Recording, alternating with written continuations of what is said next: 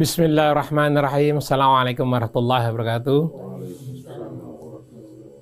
Allahumma sholli ala sayyidina Muhammad wa ala ali sayyidina Muhammad. Pemirsa, pendengar radio Silaturahim dimanapun Anda berada, di Jakarta, di Cibubur, Sukabumi, di Batam, di Banyuwangi, di Aceh. Mudah-mudahan sehat semuanya ya. Kita jumpa lagi dalam acara Psikologi Keluarga bersama Ustadz Hussein bin Hamid Al-Atas, Ustadz Abu Bakar Baraja, Mbah Hajah Nur Nuning. Juga di sini ada Ustadz Hasan Sazali dan Dina, Naura dan Safana yang sedang PKL, dan tentu saja Atep Setiabudi dan Algi.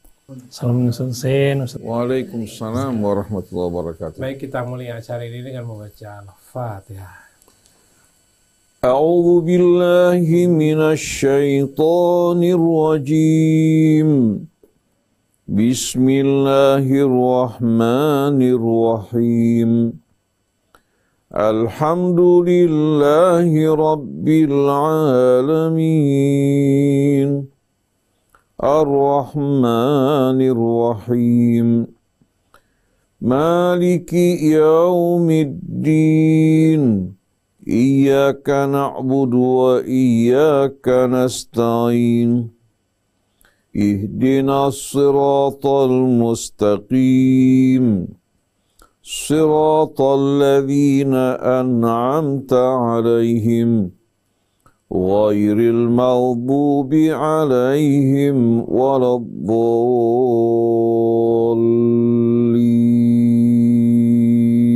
Alhamdulillah, kita sudah membaca Al-Fatihah. Mudah-mudahan Allah mudahkan kita dalam menghadapi berbagai masalah yang kita hadapi sehari-hari. Baik, Mbak Nuning, seperti apa kasusnya, bisa dibacakan? Iya, Mas Krisna, terima kasih. Assalamualaikum Ustadz Hussein, Pak Abu Bakar, dan semua yang bersama-sama Radio Silaturahim. Kasus yang pertama, melihat fenomena kehidupan saat ini, kok rasanya ngeri ya. Anak gak bisa diatur, maunya sendiri, dan kalau dibilangin gak mau Ustadz. Bagaimana mendidik anak ini? Sukar sekali, apalagi dengan kehidupan sekarang. Saya gak tahu bagaimana cara menanganinya. Mohon petunjuknya, itu satu. Kemudian kasus yang satunya, Ustadz Hussein, Ustadz Abu Bakar. Saya kalau sedang sendiri dalam suasana sepi, dan saat menyendiri itu saya selalu merenung, andai saja saya bisa, saya mau mati. Sebenarnya perasaan mau mati itu ada dan selalu ada, baik saya sendiri ataupun ketika bersama orang lain. Jadi Ustadz, saya sangat resah bagaimana menghilangkan perasaan ini. Saya kalau sedang sedih selalu merasakan seperti itu, sedangkan tidak pun juga sama. Bagaimanakah menanggulanginya? Terima kasih banyak. Ya. Mungkin bisa disarankan ke pendengar yang mengirim kasus ini, mohon dijelaskan umurnya ya. Oke, jadi kalau nanti jenis kelaminnya apa? Jadi kalau karena lain cara penanganannya, beda umur. Kalau beda, kirim kasus wanita umur sekian atau pria umur sekian itu disertakan ya. Oke. Silakan Ustaz. A'udzu billahi minasyaitonir rajim. Bismillahirrahmanirrahim.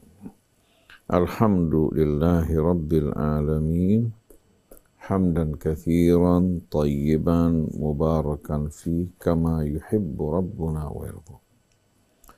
Allahumma salli ala Muhammadin wa ali Muhammad.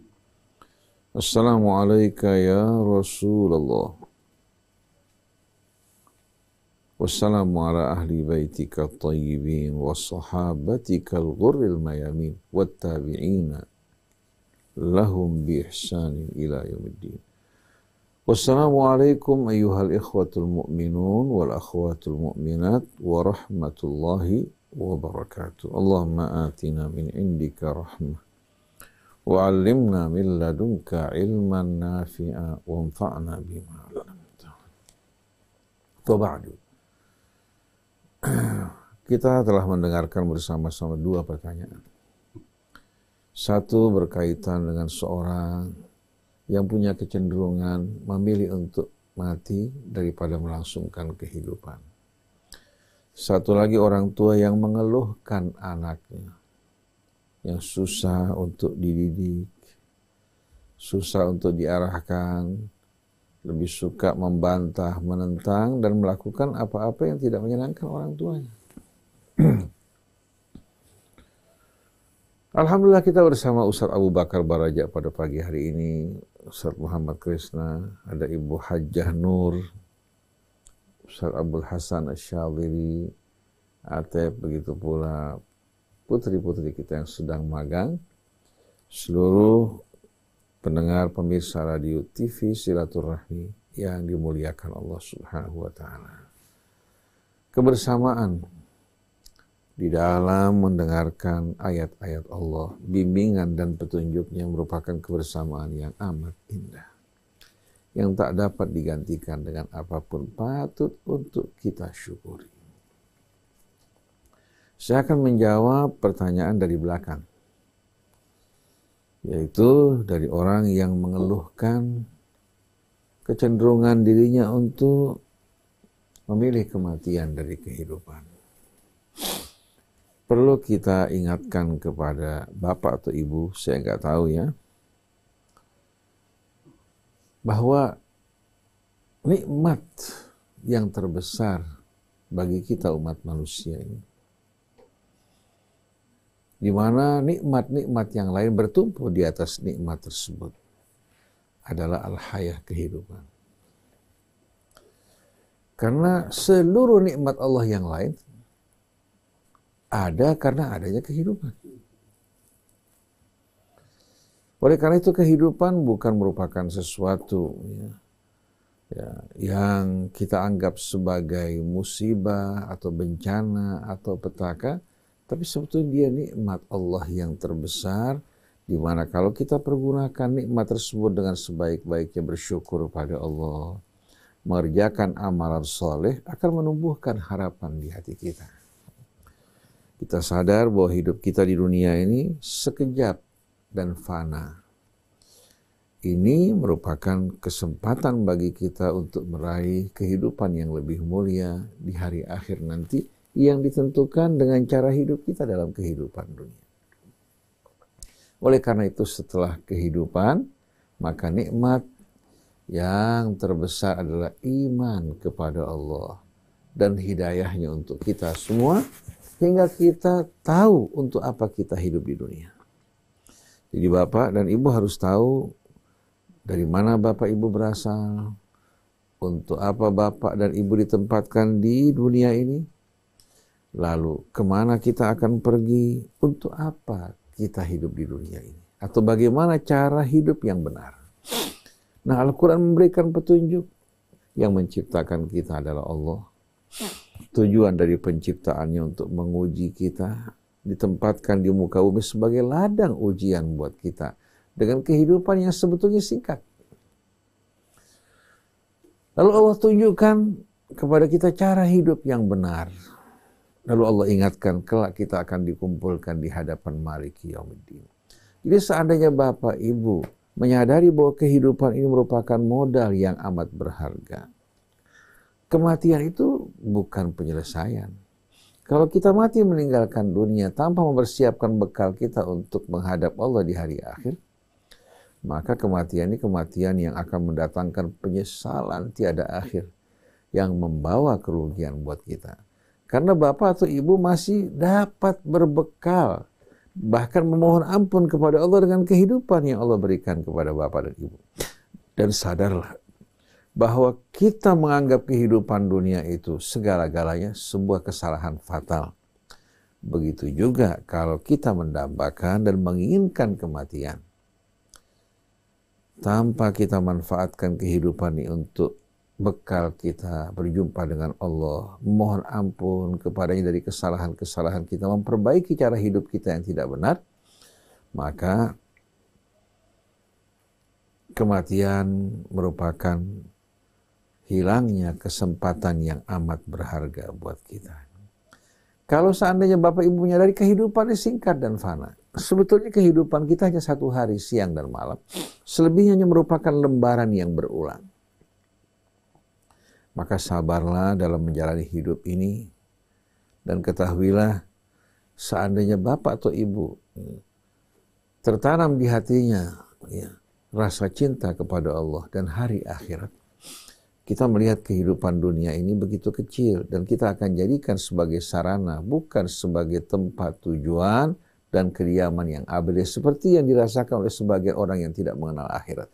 Jadi kecenderungan untuk mati ini manfaatkan untuk tujuan yang positif, yang menjadikan kita betul-betul berbekal bersiap-siap untuk hari akhir dan tidak terpesona hanyut bersama kehidupan dunia ini. Ini sebetulnya merupakan bahagian dari hidayah.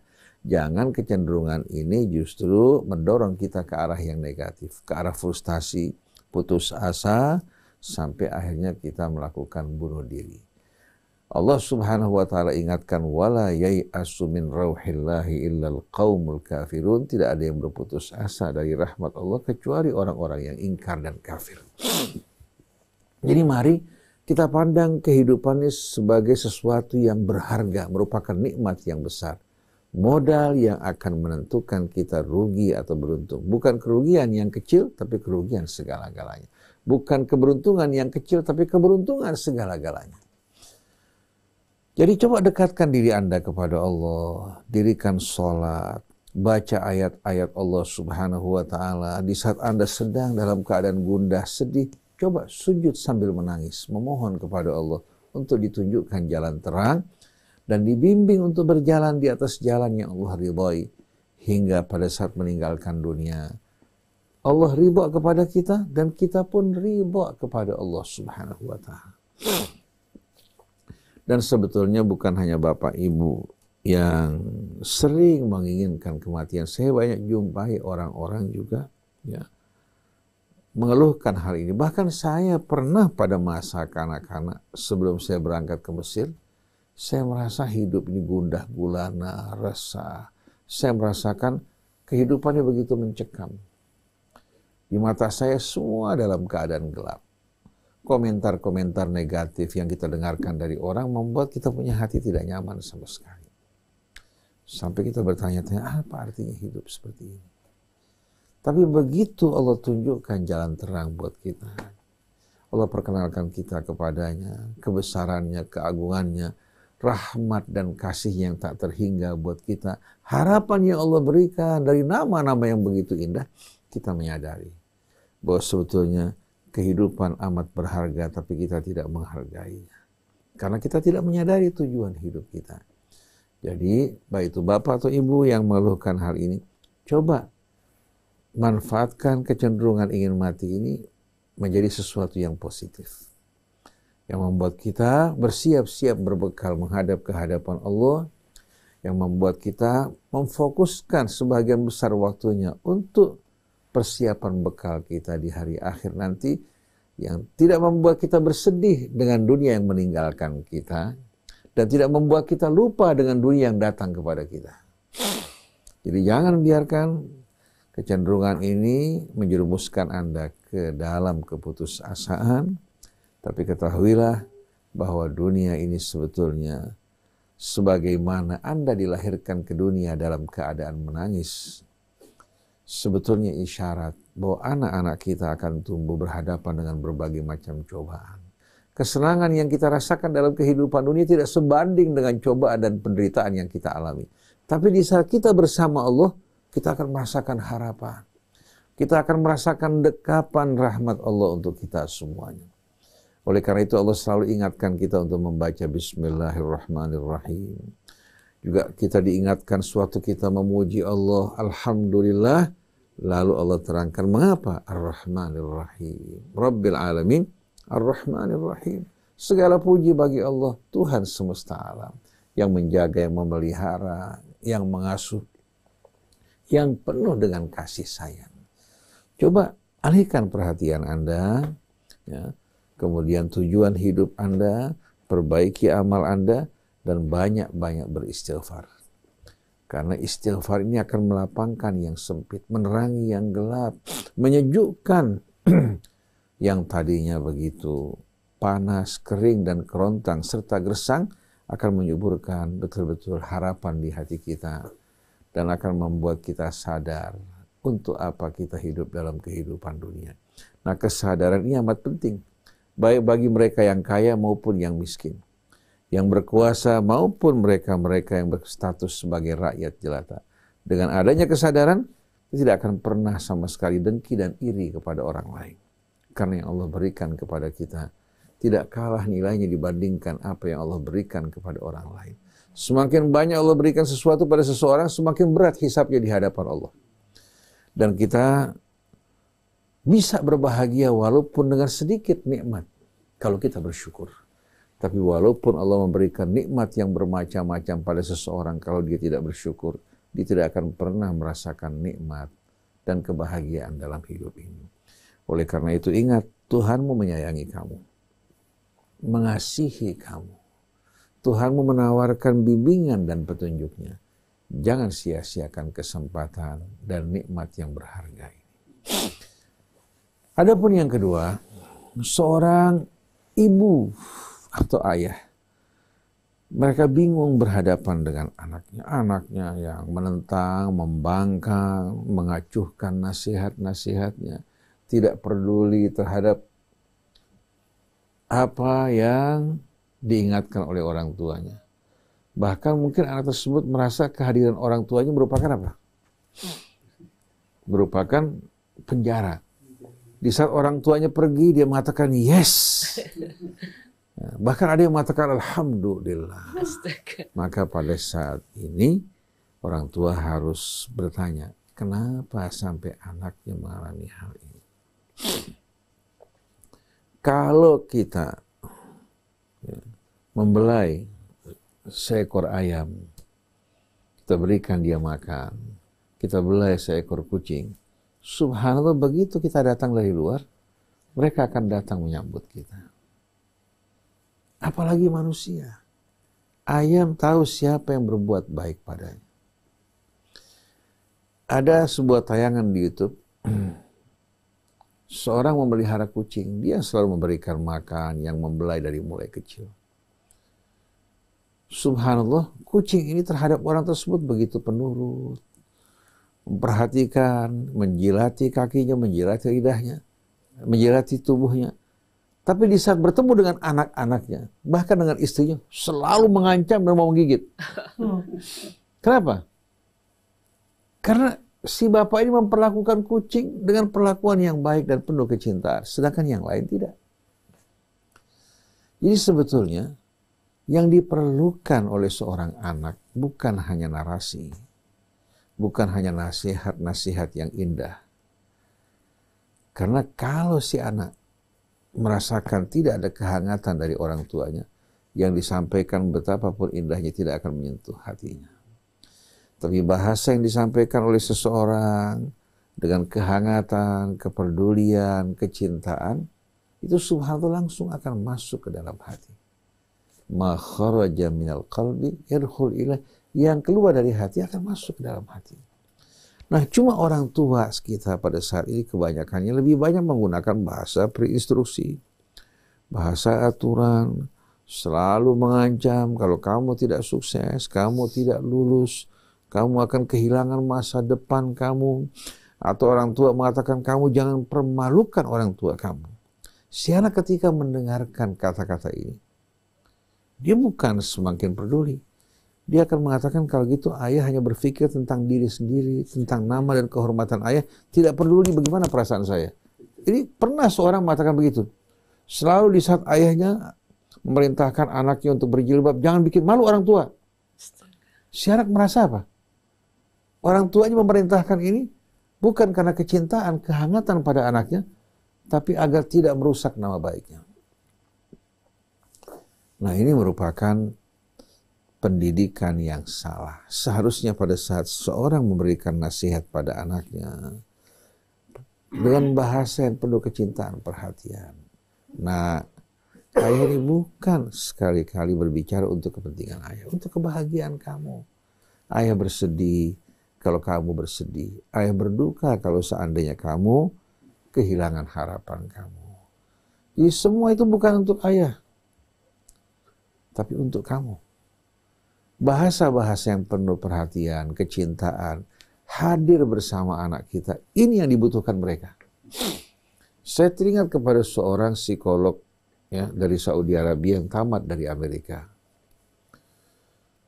Ketika orang tua bertanya mengenai persoalan anaknya, psikolog tersebut mengatakan, dia seorang wanita, dia mengatakan yang dibutuhkan anak-anak kita bukan kehidupan hedonis, bukan berbagai macam hadiah yang penuh dengan gemerlap. Yang dibutuhkan kehadiran bapak dan ibu untuk anak-anak. Mereka makhluk yang berjiwa, memiliki perasaan, rindu, cinta. Sebagaimana mereka memiliki kerinduan untuk mencintai, mereka juga rindu untuk dicintai.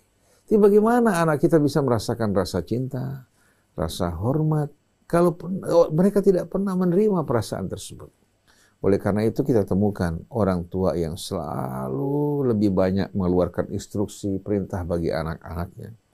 Tanpa memberikan kehangatan, dia tidak dengarkan orang tuanya. Tapi bertemu dengan teman di luar, yang peduli padanya, memberikan masukan diterima walaupun salah. Oleh karena itu kalau kita ingin masuk berbicara untuk anak kita, mulai dari hatinya. Bukan mulai dari apa? Bukan mulai dari akal. Mulai dari hatinya. Begitu hatinya terbuka, dia akan buka dirinya untuk menerima masukan dan nasihat bagi kita semuanya. Jadi Bapak Ibu, coba ubah cara pendekatan Anda dengan anak-anak. Dekati dia, kemudian berikan perhatian, kehangatan. Subhanallah, di saat dia merasakan kehangatan, dia akan takut kehilangan kehangatan tersebut. Di saat dia merasakan cinta dan kepedulian dari orang tuanya, dia akan takut kehilangan cinta tersebut. Seperti seorang wanita yang dicintai oleh suaminya. Dia takut dari suami, bukan takut dari ancamannya, takut kalau sampai suaminya kehilangan rasa cinta padanya. Begitu juga seorang laki-laki yang begitu peduli perhatian terhadap istrinya. Orang mengatakan dia takut istri. Yang ditakuti kehilangan rasa cinta istrinya terhadap dirinya. Kalau dia menghargai cinta. Dan cinta tidak akan tumbuh, melainkan tumbuh ya, dengan asahan, asuhan, disiram dan dipupuk. Ya. Niscaya rasa cinta akan tumbuh di hati mereka. Jadi bahasa-bahasa yang selama ini digunakan oleh orang tua ya, dalam menghadapi anaknya dengan cara-cara yang tidak benar, jauhkan. Nabi kita Muhammad Sallallahu Alaihi Wasallam, seorang nabi dan rasul, seorang jenderal di medan perang, dia perlakukan anak dan cucu dengan penuh kecintaan dan keindahan. Sampai Anas bin Malik mengatakan, saya lama bekerja bersama Rasul, tidak pernah Rasulullah mengatakan pada saya, kenapa kamu lakukan ini? Kenapa kamu tidak lakukan ini? Cukup dengan contoh yang diberikan, orang akan mengerti. Sebetulnya hati manusia ini amat lembut. Amat lembut. Kita merasakan pada saat-saat kita mengalami kesulitan, tahu-tahu datang seorang memberikan pertolongan kepada kita. Dalam keadaan sulit, pertolongan yang diberikan tidak seberapa. Tapi subhanallah sepanjang hidup kita, kita ingat kebaikan yang pernah diberikan padanya. Tapi berapa banyak nasihat yang indah yang kita dengar, masuk kuping kanan, keluar kuping kiri. Kenapa? Bukan dari rasa kecintaan dan perhatian. Bukan dari apa? Rasa cinta dan keperhatian. Jadi kepada bapak atau ibu yang berhadapan dengan anak, saya merasakan ya apa yang bapak ibu rasakan. Ingat, berikan perhatian, berikan kehangatan, kecintaan, dia akan takut kehilangan perasaan tersebut. Oleh karena itu, anak-anak seperti ini, kalau kita bilang jangan lama-lama di luar, dia akan segera pulang ke rumah. Dia lebih suka kumpul bersama ayah ibu di rumah, bersama saudaranya, daripada berkumpul di luar. Kenapa? Karena di rumah dia temukan kehangatan. Kemudian hal lain juga yang perlu menjadi perhatian kita. Berikan makanan yang halal untuk anak kita. Makanan yang halal, jauhkan dari yang haram. Kemudian sebagai penutup, doa. Kita tidak berdaya berhadapan dengan banyak hal. Tapi dengan doa kita mohon pertolongan. Kalau suara kita tidak masuk ke dalam hatinya, Allah kuasa untuk membuka hatinya hingga anak tersebut mendengarkan suara kita. Dan saya merasa doa ini yang paling betul-betul ampuh. Sampai Nabi mengatakan ad-doa silahul mu'min. Doa ini senjata bagi orang yang beriman.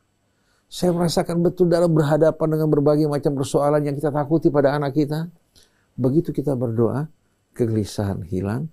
Subhanallah, komunikasi yang terputus kembali bersambung. Oleh karena itu Allah ingatkan kita, ud'uni astajib lakum, mohon padaku, aku akan kabulkan permintaan kalian. Jadi manusia sebetulnya tidak pernah tertutup jalannya. Kalau tertutup dari manusia, Allah yang akan membuka. Innama amruhu idza arada syai'an an yaqula lahu kun fayakun. Sebagai penutup, ada sebuah riwayat diriwayatkan dari Nabi kita Muhammad SAW. Dari sisi sanad riwayat ini tidak kuat, tapi saya perhatikan maknanya sesuai dengan ayat-ayat Allah. Ar-rahmatu ma wudi'at fi syai'in illa zanatu. Rahmat ini tidak diletakkan pada sesuatu kecuali akan membuat sesuatu tersebut menjadi indah, menarik.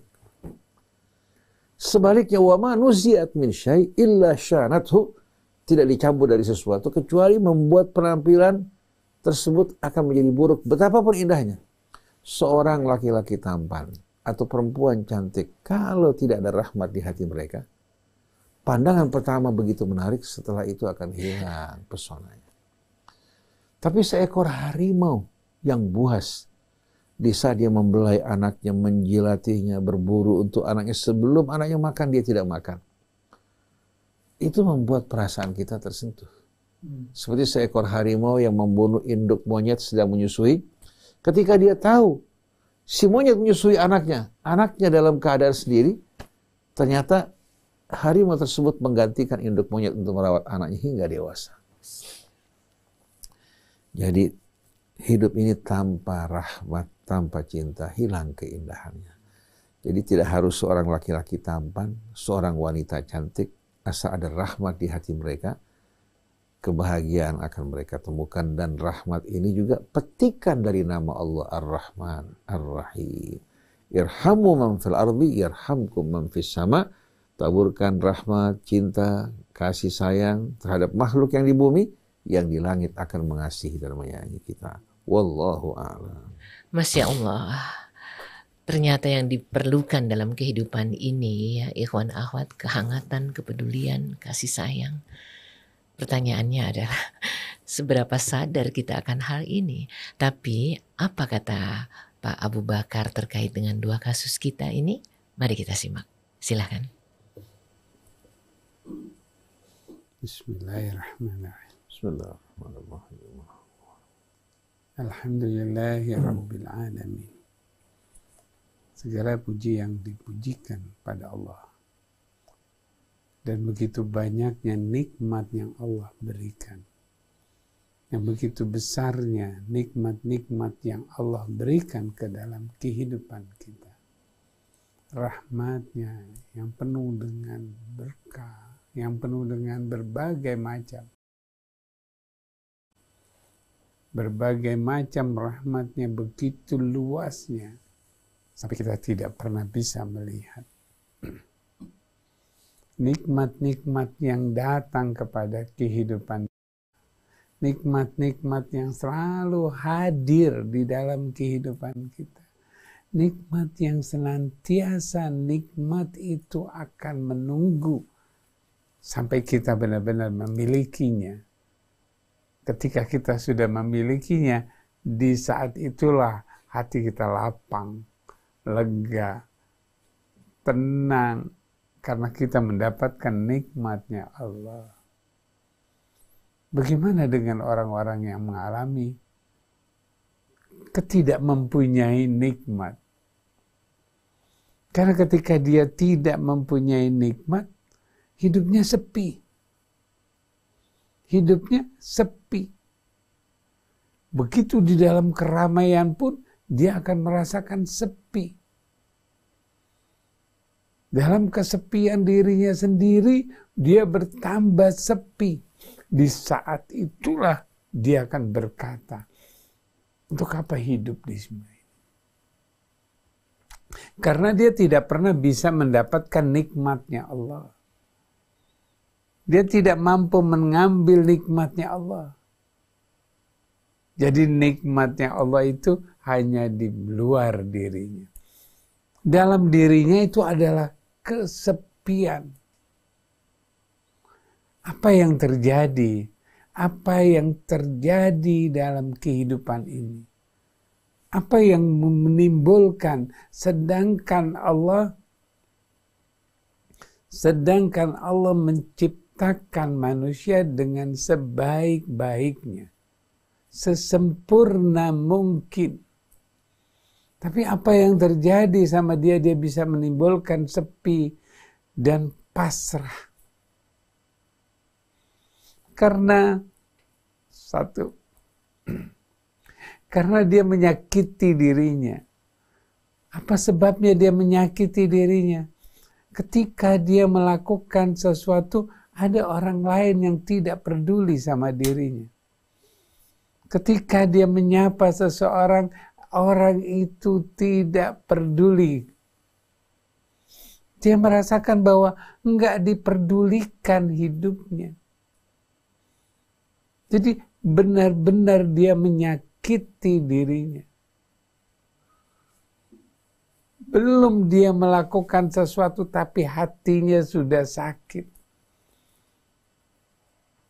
Menyapa sama seseorang dicuekin. Berkomunikasi dia anggap ringan. Jadi dia tidak berdaya, maka dia menyakiti dirinya. Ketidakberdayaan inilah yang kemudian dia masukkan ke dalam dirinya. Semuanya diperkirakan akan memutus hubungan dengan dirinya. Apa jadinya? Dia mengatakan bahwa hidup ini tidak aman, tidak nyaman. Tidak membekas kebaikan sedikit pun. Karena ketika dia melihat seseorang dengan girangnya, tapi dia merasakan sepi. Dia ikut bersama-sama dengan riang, dia merasakan sepi. Karena dia merasakan bahwa orang lain akan menyakiti dirinya. Orang lain tidak senang dengan dirinya. Orang lain nggak suka sama dirinya. Dia nggak suka. Dia tidak menyukainya. Akhirnya dia menyakiti dirinya. Dia mulai melakukan sesuatu yang tidak baik. Dia mengerjakan sesuatu yang tidak mungkin. Karena dia menyakiti dirinya. Karena dia menyakiti dirinya itulah yang membuat dirinya lemah. Dan kemudian dia berpikir ingin mengakhiri hidupnya. Dia ingin mengakhiri hidupnya. Kenapa dia harus bunuh diri? Kenapa dia harus mau bunuh diri? Kenapa dia harus bisa bunuh diri? Bisa. Mau bisa. Tapi ada ketakutan. Kalau seseorang yang masih seperti ini, dia masih punya ketakutan untuk bunuh diri. Hanya bicara di dalam perasaannya, dalam pikirannya, saya mau bunuh diri, saya mau bunuh diri. Dia berkata terus sampai berapa lama? Kalau dari kecil sampai dia dewasa, umurnya sekitar 21 tahun, sekitar 10-15 tahun dia sudah merasakan karena di rumah dimarahin, karena dia lakukan tekanan, dipaksa untuk belajar, dipaksa untuk begini, dipaksa untuk semuanya, sehingga dia tidak pernah bisa mengatur dirinya. Apa yang terjadi? Bunuh diri. Apakah dia sudah bunuh diri? Belum, dia baru merasakan. Kalau ketika ini juga dia datang masih terus-menerus, tekanan demi tekanan terus-menerus dia alami, maka dia akan bunuh diri. Bukan mau bunuh diri, dia akan bunuh diri dan dia terjadi bunuh diri. Apa jadinya? Apa yang harus kita perbuat? Pertama, seperti apa yang tadi yang diungkapkan oleh Ustaz Husin. Ungkapan-ungkapan bagaimana kedekatan dia kepada Allah. Bagaimana kedekatan dia dengan Allah. Dengan rapinya orang yang mendekatkan diri kepada Allah, dia tidak akan pernah mau bunuh diri. Karena dia selalu hadir. Karena dia selalu ada. Dimanapun dia berada, dia ada. Maka dia tidak akan pernah sepi. Dia nggak akan pernah susah. Karena dia selalu ada. Karena apa ada? Dia selalu dekat dengan Allah. Dia selalu bersama dengan Allah. Dengan kedekatan inilah yang membuat dirinya benar-benar rapi. Dengan dekatnya dia kepada Allah, di situ rahmatnya Allah akan datang. Dengan dekatnya kepada Allah, rahmatnya Allah terus mengalir. Dan dia akan merasa senang. Dan perhatikan, ketika dia dekat dengan Allah, maka semuanya itu akan lapang. Ketika dia sudah lapang dirinya, dia yakinkan bahwa orang itu yang tidak suka sama dia tidak peduli, dia tidak peduli. Dia yakinkan bahwa dirinya hadir. Selalu hadir dimanapun dia berada. Dia selalu ada. Di dalam kesepian dia selalu ada. Dia meyakinkan bahwa dirinya hadir. Hadir dimanapun dia berada. Ketika dia lagi melakukan sesuatu bersama-sama, dia yakinkan bahwa dirinya ada. Bukan dia harus mengikuti orang lain. Bukan dia harus menurutin apa yang dikehendaki orang lain. Bukan. Bukan itu. Tapi bagaimana dia hadir. Dia meyakinkan kehadirannya ada. Ketika pertama kali kita kenalkan dirinya dengan Allah, yang kedua dia hadirkan dirinya, di situ dia akan merasa senang. Dia akan merasa senang ketika dia hadir. Dia hadirkan dirinya. Dia bertemu dengan orang, dia akan berbicara bahwa dia adalah dirinya. Dia akan berbicara dengan orang bahwa dia ada di dalam dirinya. Bukan dia keluar, bukan dia nggak ada, tapi dia hadir di dalam diri. Ketika dia hadir di situ, dikenal. Dan interaksi inilah yang namanya kehadiran. Dengan kehadirannya, maka dia akan merasakan dirinya ada. Dia kemanapun dia ada. Enggak pernah dia akan putus asa. Enggak dia resah. Enggak dia bagaimana dia memelihara dirinya. Enggak. Pasrah tidak ada. Menyakitkan dirinya tidak pernah dia pikirkan. Dia terpikir sedikit pun tidak ada karena dia selalu hadir dimanapun dia berada. Maka apakah dia mau bunuh diri? Kalau orang yang dekat kepada Allah dan dia selalu hadir ke dalam dirinya, apakah dia ingin bunuh diri? Karena kehidupannya masih panjang, masih terus, masih berlangsung. Karena kehidupan itulah yang menjadikan dirinya kuat. Setiap waktu dia akan selalu berpikir. Dia selalu akan berpikir bagaimana ke depan, bagaimana dia harus melakukan. Yang sudah lalu, sudah, nggak perlu lagi dibicarakan. Tapi yang dipikirkan adalah yang ke depan.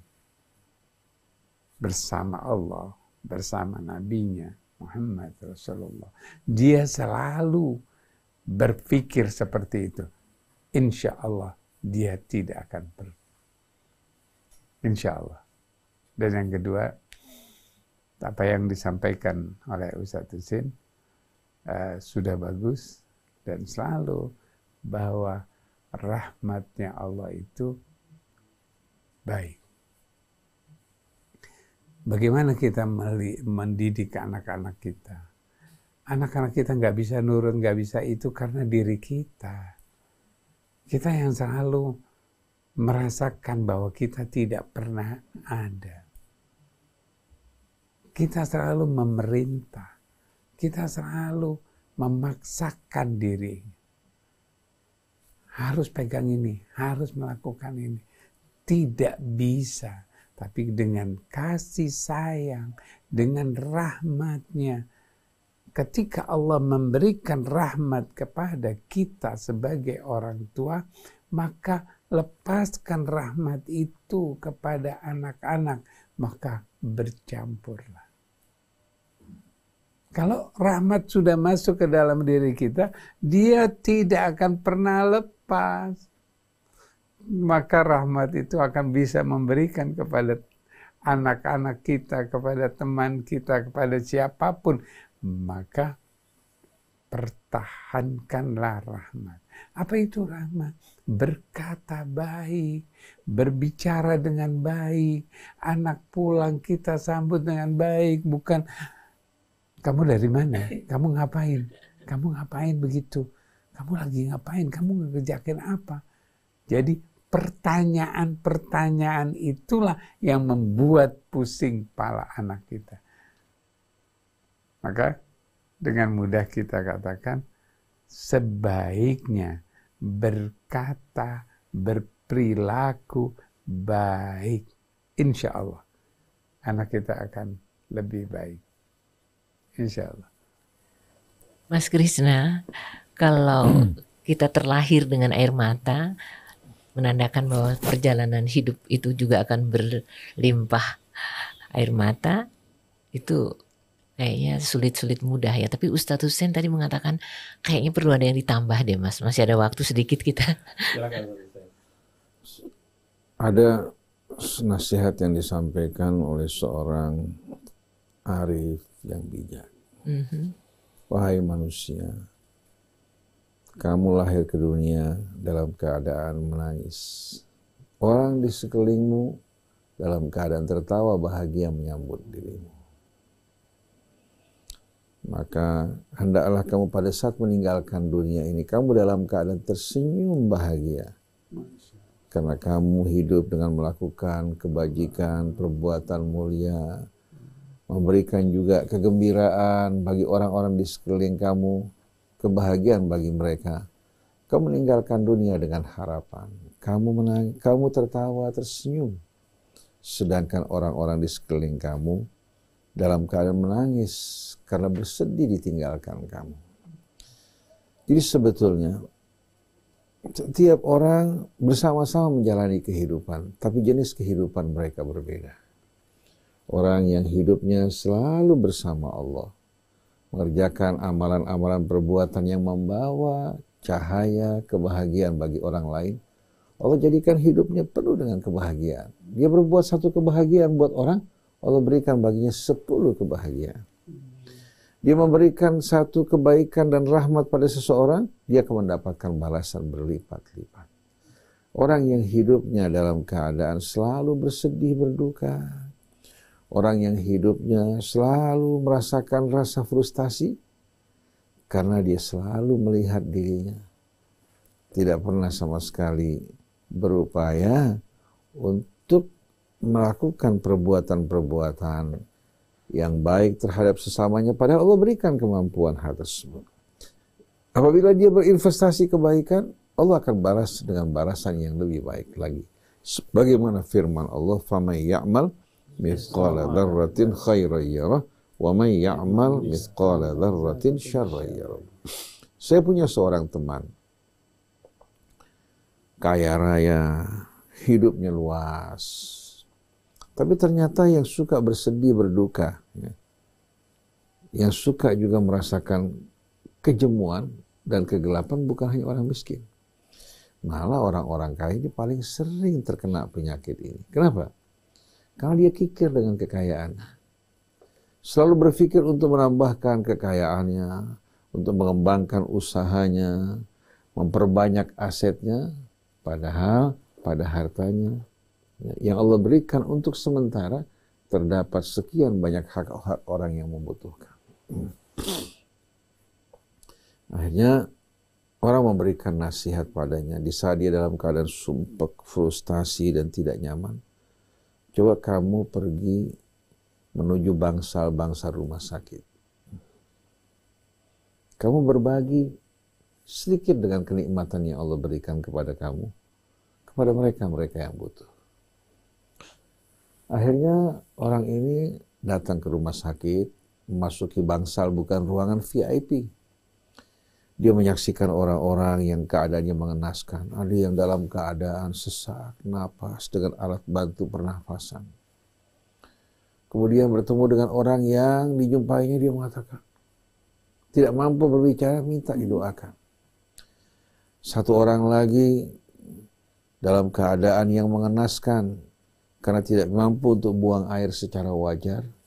Akhirnya disiapkan lubang dari perutnya untuk menampung kotorannya. Ada lagi seorang yang mengalami gagal ginjal.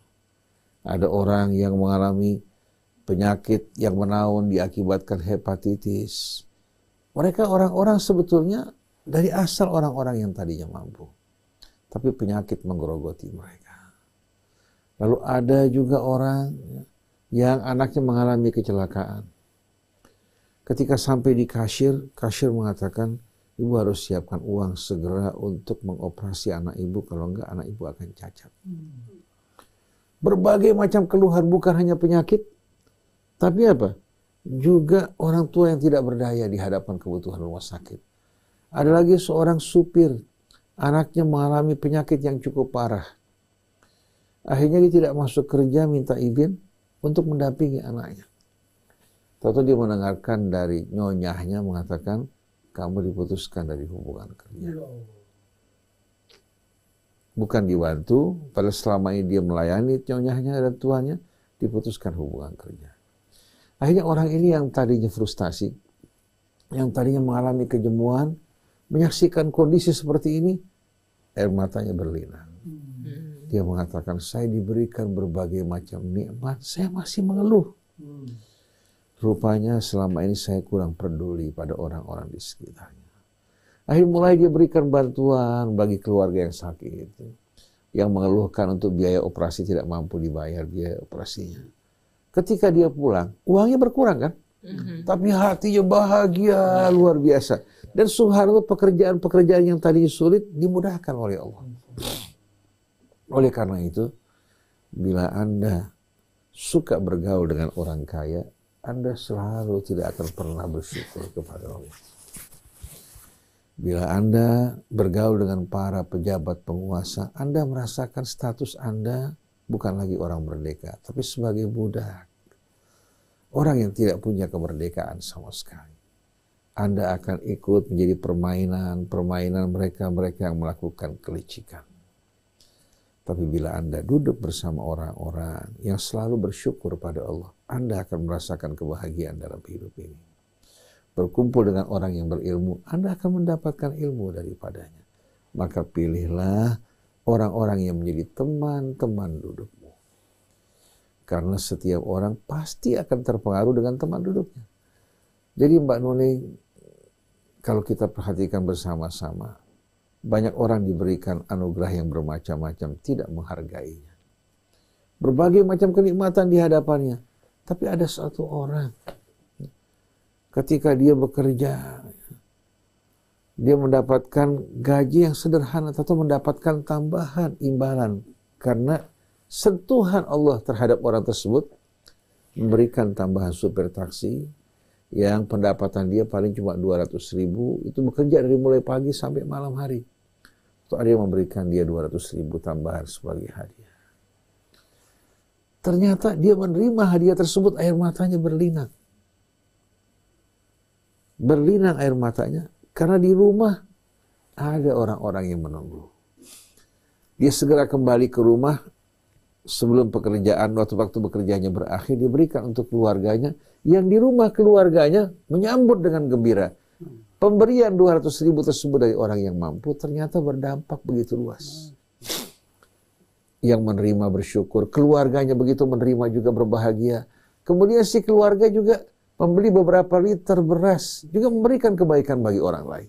Jadi kita saksikan bagaimana mata rantai kebaikan yang terus berkembang dari seorang yang berbuat kebaikan. Yang berbuat kebaikan sebetulnya yang pertama diuntungkan bukan orang yang menerima kebaikan, yang berbuat kebaikan yang menerima keuntungan. Oleh karena itu, mari bersama-sama taburkan rahmat, ikuti petunjuk Allah, dan jangan Anda pernah terlepas dari Allah, walaupun sekejap mata. Insya Allah, hidup Anda akan selalu dalam dekapan rahmat Allah, belayan kasih-Nya, dan dijauhkan dari berbagai macam mara bahaya. Subhanakallahumma wa bihamdik, asyhadu an la ilaha illa anta astaghfiruka wa atubu ilaik. Alhamdulillah, indah sekali nasihat dari guru-guru kita ya. Jangan lupa kita selalu berdoa agar kita selalu diberi rahmat Allah dan ciptakan kehangatan dan cinta dalam keluarga. Maka hidup akan bahagia. Terima kasih Ustaz Hussein, Ustaz Abu Bakar Baraja, Mbak Jahanur Nuning, saya Muhammad Krisna, Atef Setiabudi, dan Algi. Mohon pamit. Wabillahi taufiq wal hidayah. Wassalamualaikum warahmatullahi wabarakatuh. Waalaikumsalam warahmatullahi wabarakatuh.